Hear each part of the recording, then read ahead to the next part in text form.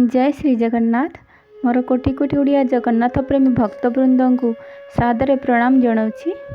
तेबे सबुदिन परी आज मध्य कविताटी आवृत्ति करी जहाँ को लिखिं श्री महेंद्र नंद। तेबे से महाप्रभु उद्देश्य कविताटीर शीर्षक होउछि तुमे गुरु तुमे ज्ञान। तेबे चलतु से कविताटी को संपूर्ण भाव में आवृत्ति करवा।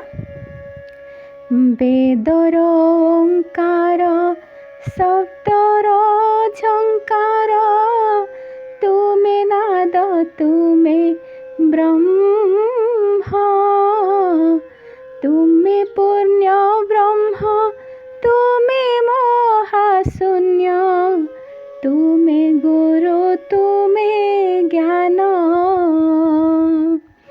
सकल अखिल निखिल नश्वर सर्वव्यापी चरा चर कोटि ब्रह्मांडर करता तुमे तो माया रूपी मायाधर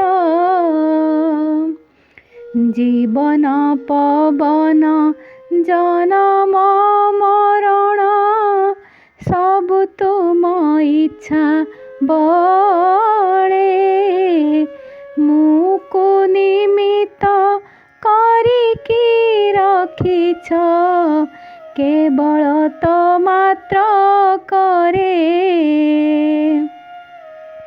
अबुझा अजना अलेखा देखा अपढ़ा रहस्य तुमे भावरे निजर अभावरे दूर भक्त वत्सल नामे आहे दयामय हे विश्वविहारी शरण रक्षण नाथ पाइबा सहज खोजिबारे कष्ट प्रभु तुमे आदि अंत।